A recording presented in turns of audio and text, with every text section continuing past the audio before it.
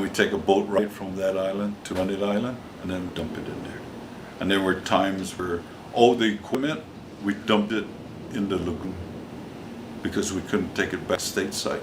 So we dumped all the machines in the lagoon because they're highly contaminated.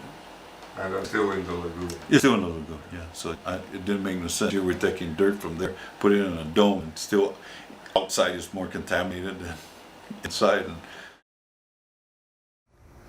And when you get up there and you realize what's underneath you, and when you realize what went into building this dome, and when you understand, like I did, the history, there was only one thing I could say about it, and that was that this is like a giant monument to America's great fuck-up.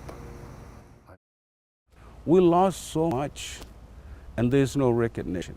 And the nuclear legacy is one thing, but now we're looking at the climate legacy.